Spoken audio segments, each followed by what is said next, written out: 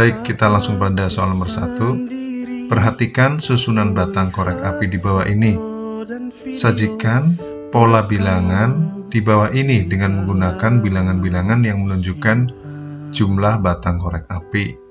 Jadi kalian harus merubah dari bentuk gambar menjadi bentuk bilangan.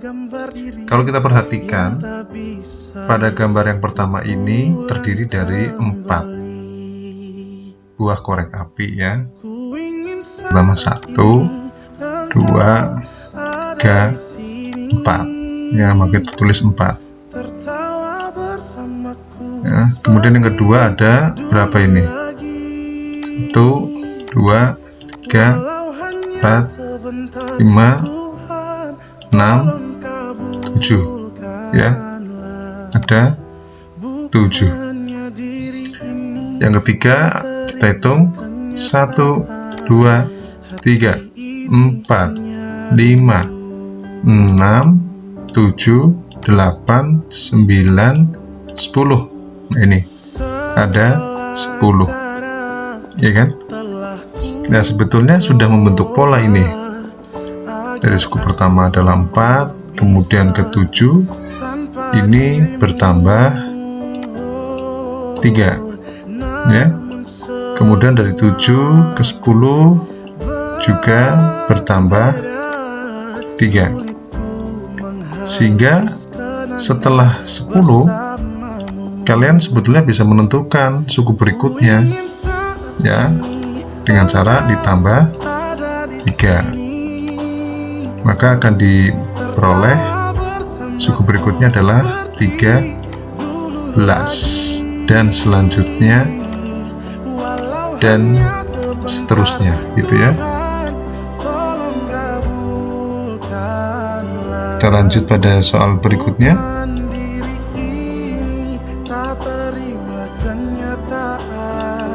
Ya.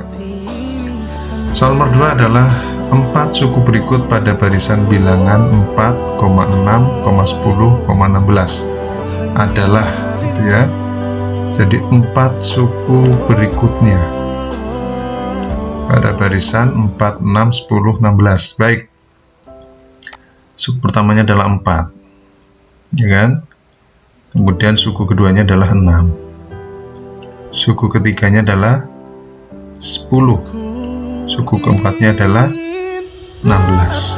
Nah, kita disuruh menentukan 4 suku berikutnya. Jadi kita harus menentukan di sini siapa, di sini itu siapa, di sini, dan terakhir yang ini. Nah, yuk kita lihat polanya. Dari suku pertama ke suku kedua itu perubahannya adalah ditambah 2 ya. Kemudian dari suku kedua ke suku ketiga ini perubahannya adalah dari 6 ke 10 ya, berarti ditambah 4 ya. Kemudian dari 10 ke 16 ini ada perubahan suku yaitu ditambah 6. Nah, sebetulnya sudah kelihatan nih suku berikutnya. Setelah 16 di sini kalau kita melihat polanya selalu ditambah oleh bilangan genap. Ya, setelah 6 siapa? 8. Ya kan? 16 ditambah 8 itu sama dengan berapa itu? 24. Nah, dari 24 maka pola berikutnya adalah ditambah dengan 10 ya kan. Kalau ditambah 10, 24 tambah 10 berapa? 34 gitu kan. Nah, 34 pola berikutnya ditambah berapa berarti? Ditambah 12 ya kan. Sehingga 34 ditambah 12 adalah 46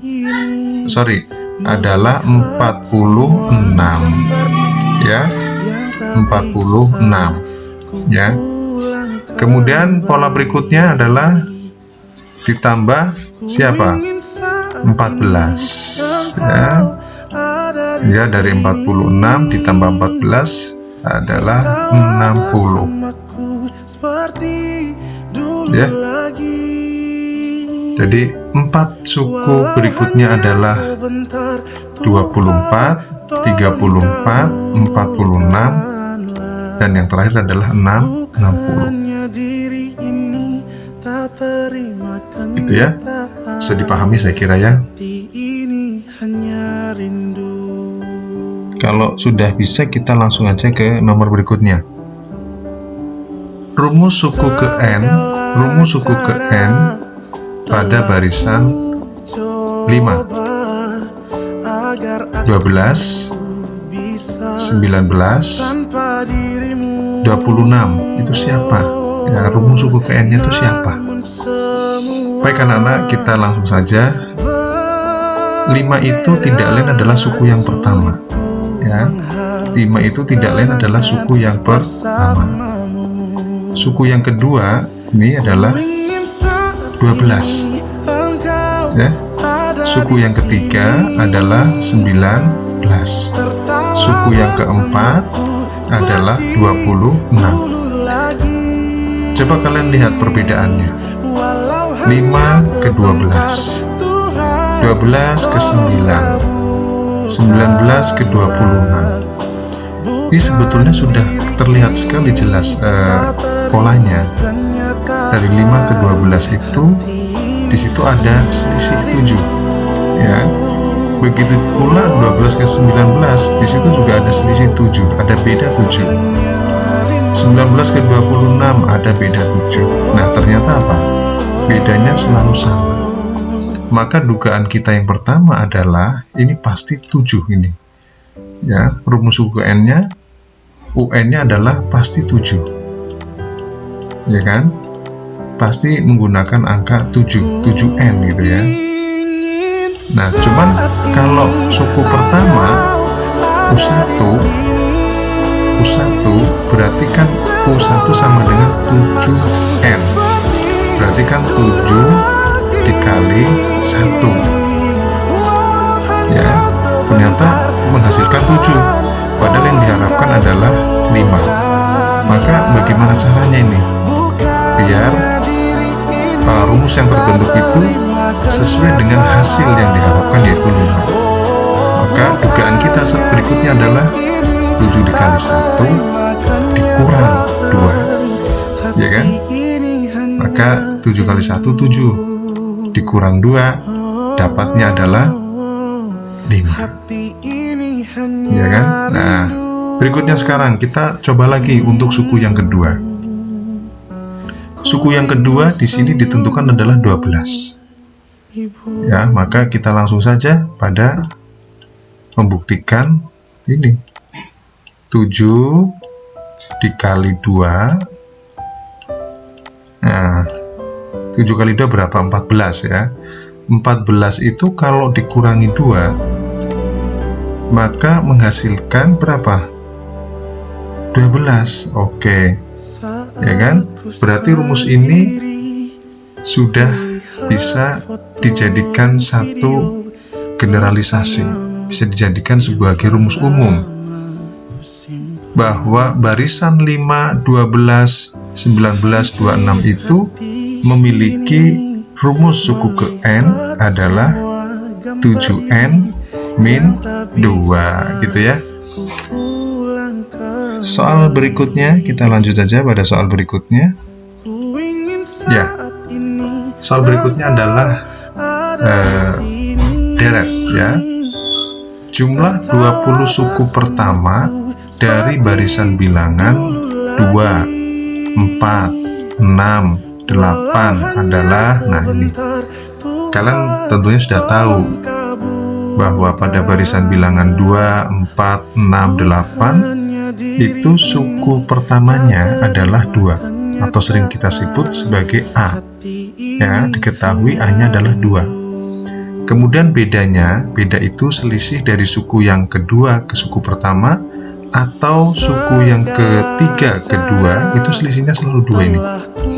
Ya, 2 ke 4 itu 2. 4 ke 6 juga 2 dan seterusnya. Maka di sini diperoleh bedanya adalah 2. SN itu adalah rumus dari deret ya. Ditentukan rumus Sn atau deret itu adalah Sn sama dengan N per 2 dikali 2A plus N-1 dikali beda ya. Jadi rumus Sn itu sama dengan N per 2 dikali 2A plus N-1 dikali beda. Karena N-nya adalah yang ditanyakan jumlah 20 suku yang pertama, berarti sini adalah S20.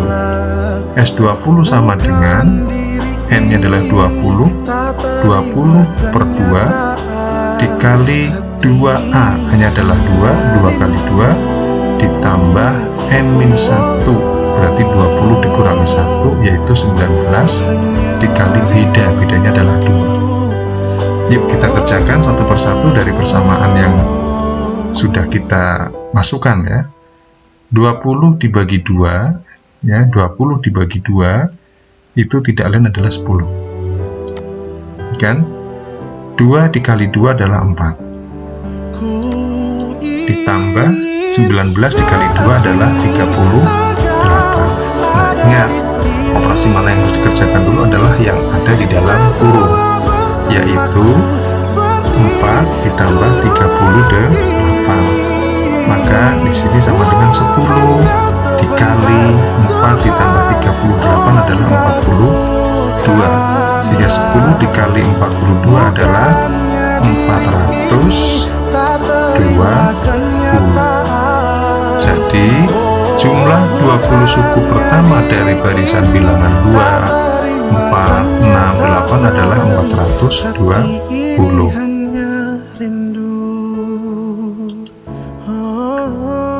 Kita masuk pada soal berikutnya. Terlihat gambar, yaitu diagram panah ya. Ada dua himpunan, yaitu himpunan A sebagai domain ya, sebagai domain. Domain itu adalah daerah asal ya, yaitu domainnya atau daerah asalnya beranggotakan 1, 2, 3 ya. Kemudian ada juga himpunan B, yaitu yang sering kita sebut sebagai kodomain. Kodomain itu adalah daerah kawan ya. Nah, oke. Kodomainnya adalah 2, 4, kemudian 6. Oke ya.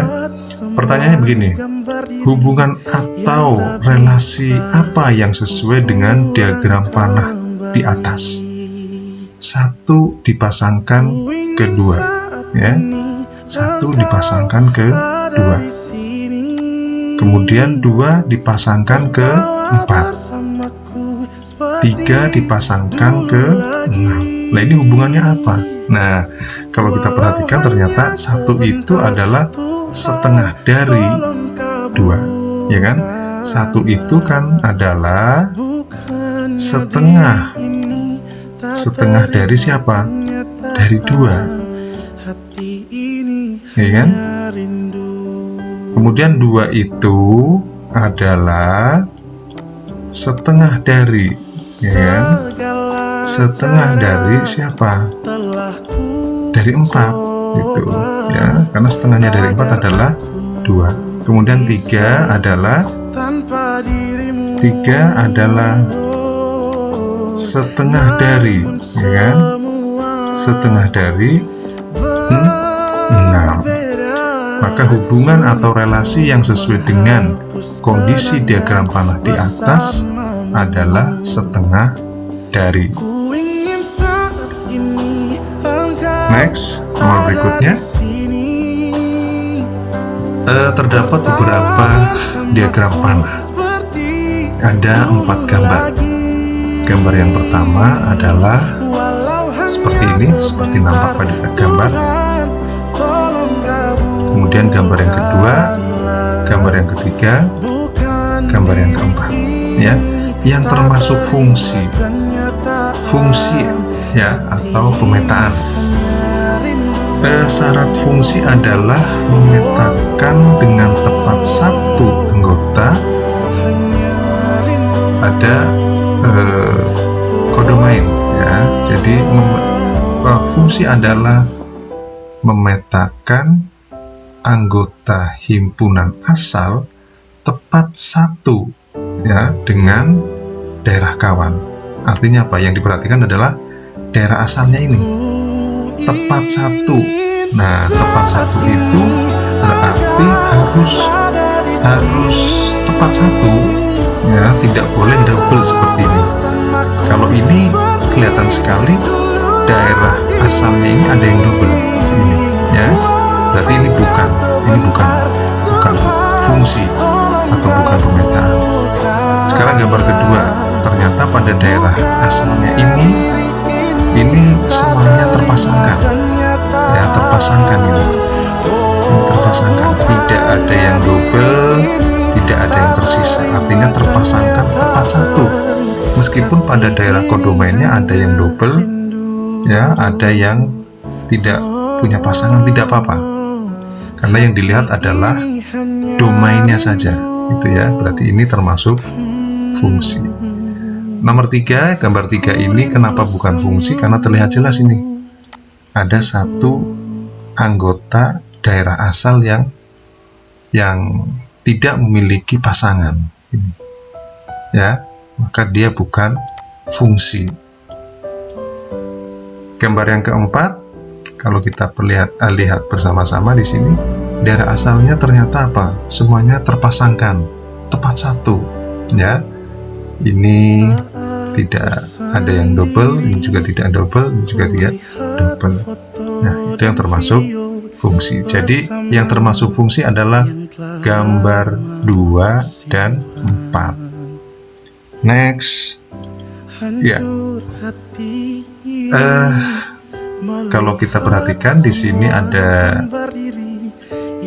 dua sumbu ya. Kalau kita perhatikan pada Kartesius itu, ini ada dua keterangan yang horizontal, itu ini ada A ya, ada B, ada C, dan seterusnya. Ini yang horizontal.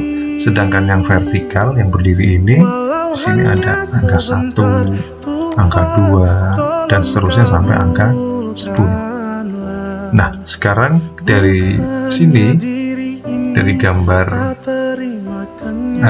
yang kotak-kotak ini, maka kita bisa menentukan ya alamat masing-masing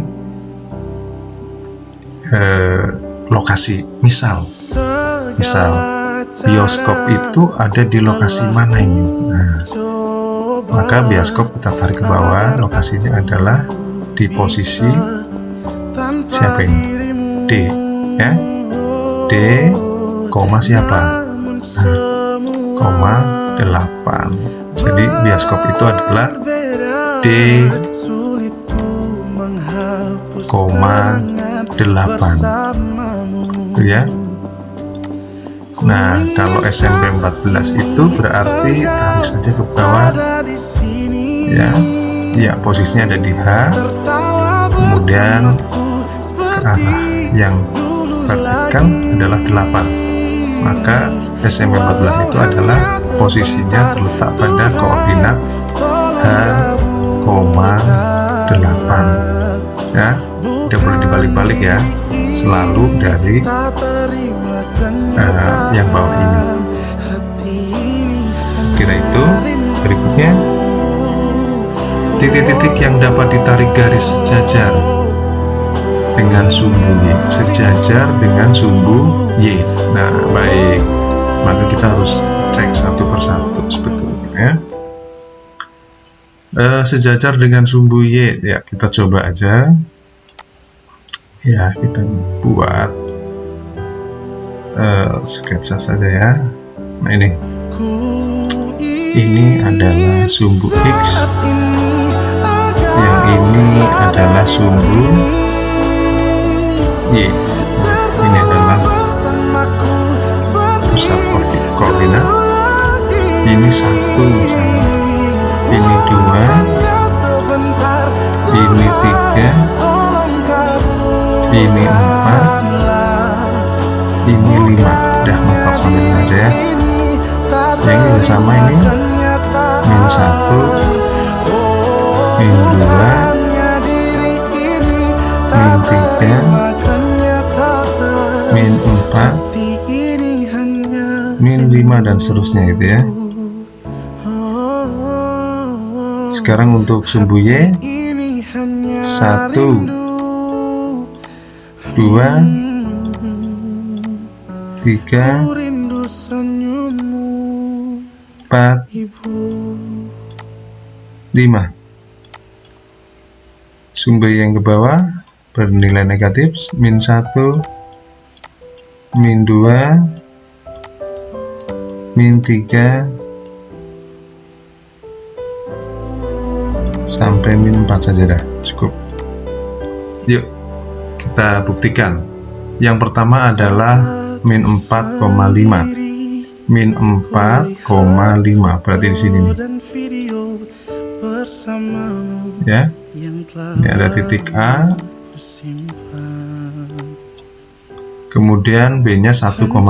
1,5. Sini. Ini B-nya. Nah, ternyata dari dua buah titik ini kan bisa dibentuk sebuah garis. Ya, dihubungkan. Kalau dua buah titik ini dihubungkan, maka terbentuklah sebuah garis. Nah, ternyata garis ini sejajarnya dengan sumbu X. Ya, garis AB ini ternyata sejajar dengan sumbu X. Padahal ternyata sejajar dengan sumbu Y. Maka ini tidak bisa. Yang C adalah 5,4. 5,4 ada di sini nih. Ya, C. Kemudian D-nya 5,1. 5,1. Ya kan? Ini C, ini D. Nah, ini kalau ditarik ya, terbentuk sebuah garis. Ternyata garis CD ini sejajar dengan sumbu Y. Ini sumbu Y, ini garis CD. Nah, ya kan? Yang G adalah 5,4. 5,4. Oh, ada di sini nih.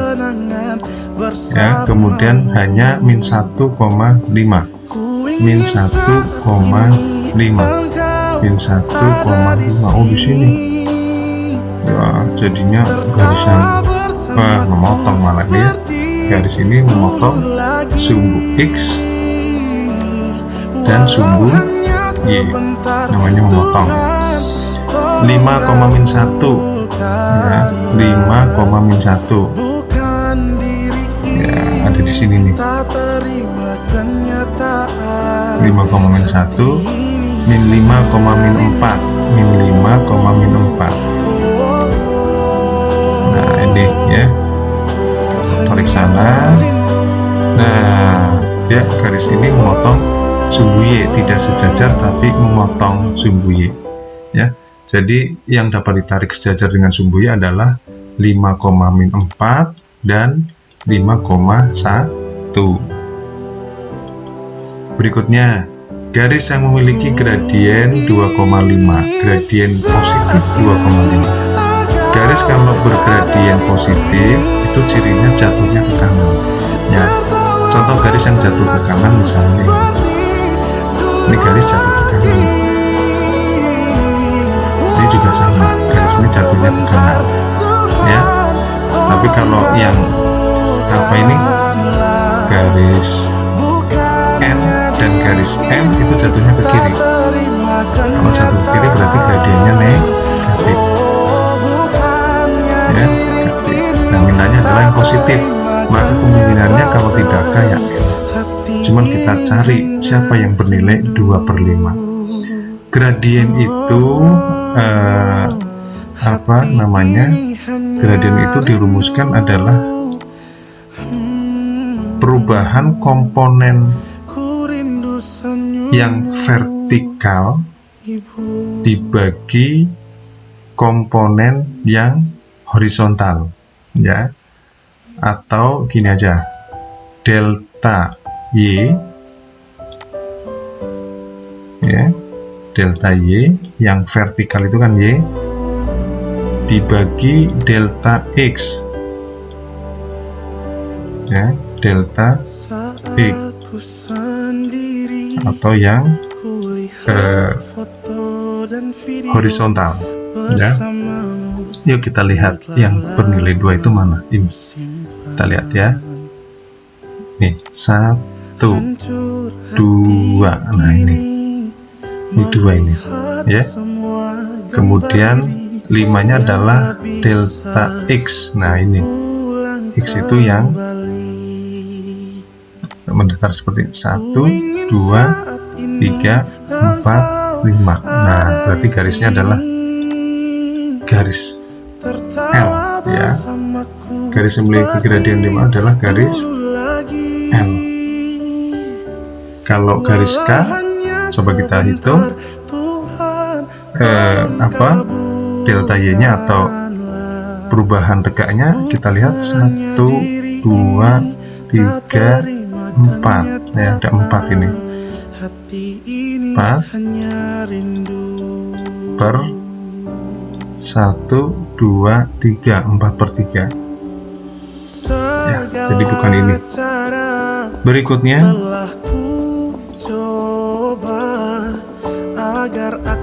ya, di antara persamaan berikut manakah yang merupakan sistem persamaan linear dua peubah? Sistem persamaan, kalau ada sistem berarti persamaannya lebih dari 1, ya. Kalau ada kata istilah sistem berarti persamaannya lebih dari 1. Lebih dari 1 itu boleh 2 persamaan, boleh 3 persamaan, dan seterusnya, ya. Sistem persamaan linear berarti linear itu berpangkat 1, linear itu berpangkat 1, 2 peubah berarti 2 variabel, hurufnya ada 2. Nah, ya, kita cermati yuk bareng-bareng. Yang pertama adalah 3x min 5y sama dengan 15. Ini hurufnya ada 2, ya. Peubahnya ada 2, yaitu x dan y. Pangkatnya juga 1, pangkatnya 1, ini juga sama. Berarti ini termasuk sistem persamaan. Ada 2 persamaan ini. Persamaan yang pertama dan persamaan yang kedua, makanya disebut sistem. Kemudian kalau nomor 2, ya, A min 2B sama dengan 6 dan 2P min 3Q sama dengan 6. Ya, ini sebetulnya apa ya, ini juga sistem persamaan linear 2 variabel ini, dan sistem persamaan linear 2 variabel. Yang ini variabelnya adalah A dan yang ini adalah variabelnya B. Cuman berbeda di sini. Kalau di sini menggunakan variabel A dan B, yang di sini adalah P sama Q, ya, P sama Q. Kemudian yang ketiga, ini sudah kelihatan sekali, di sini adalah Y kuadrat, ya, berarti bukan persamaan linear, tapi persamaan kuadrat. Kemudian yang keempat, ini juga ada kuadratnya ini. Nah, jadi ini bukan persamaan linear 2 variabel, ya. Baik, anak-anak, saya kira itu saja yang bisa Bapak sampaikan sebagai bekal kalian untuk belajar untuk menghadapi PAS. Bapak doakan semoga kalian sukses dalam mengerjakan soal-soal PAS. Ingat pesan Bapak, belajarlah dengan tekun, sertailah dengan doa. Sesungguhnya setelah kesulitan pasti ada kemudahan. Billahi taufiq wal hidayah. Wassalamualaikum warahmatullahi wabarakatuh.